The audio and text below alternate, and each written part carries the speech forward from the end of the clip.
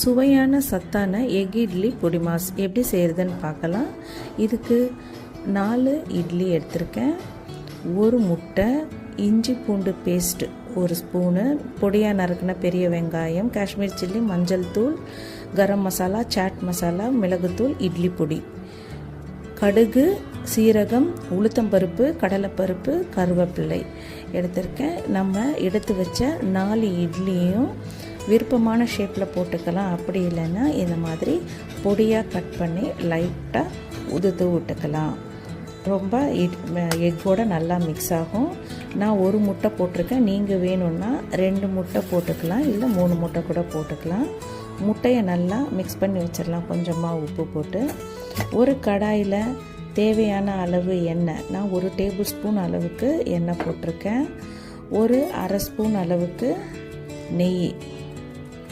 நல்ல எண்ணெயும் நெய்யும் சூடானதுக்கப்புறம் நம்ம தாளிக்கு எடுத்து வச்சுருக்க கடுகு, கடலைப்பருப்பு, உளுத்தம்பருப்பு, சீரகம், கருவேப்பிள்ளை எல்லாத்தையும் போட்டு பொன்னிறமாக வர வரைக்கும் நல்லா வதக்கிக்கணும். அப்போ தான் சாப்பிடும்போது கிறிஸ்பியாக இருக்கும். நல்லா அதோட பொடியாக நறுக்கி வச்சு வெங்காயத்தை போட்டு வதக்கிக்கலாம். இப்போ வெங்காயம் வதங்கிறதுக்கு நம்ம உப்பு சேர்த்துக்கலாம். நல்லாவே வதங்கி வரும். நல்லா இதெல்லாம் சேர்ந்து வதங்கி வரவும் இஞ்சி பூண்டு பேஸ்ட்டு 1 ஸ்பூன் அளவு எடுத்து வச்ச இஞ்சி பூண்டு பேஸ்ட்டு போட்டுக்கலாம். இதுக்கப்புறம் நம்ம எடுத்து வச்சுருக்க காஷ்மீரி சில்லி, மஞ்சள் தூள், மிளகாய்த்தூள், இட்லி பொடி இருக்கு இல்லையா, எல்லாமே போட்டு நல்லா வதக்கிக்கலாம்.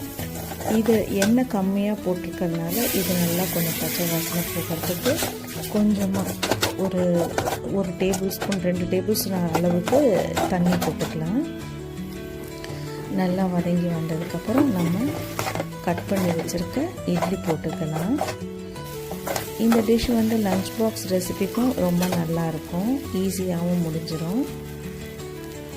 முட்டையை உடச்சி ஊற்றிக்கலாம். இப்போது முட்டை நல்லா ஃப்ரை ஆகி வெந்து வர வரைக்கும் நல்லா மிக்ஸ் பண்ணிக்கலாம். கடைசியாக பொடியாக நறுக்கி வச்ச கொத்தமல்லி போட்டு இறக்கிக்கலாம். இதில் காய்கறி வேணும்னா நம்ம கேரட், பீன்ஸ் இல்லை பச்சை பட்டாணி இருக்கு இல்லையா தோலோட, அது ஏதாவது போட்டுக்கலாம். இன்னுமே ரொம்ப டேஸ்ட்டாக இருக்கும். பசங்களுக்கு ரொம்ப ஹெல்த்தியாகவும் இருக்கும், விரும்பி சாப்பிடுவாங்க.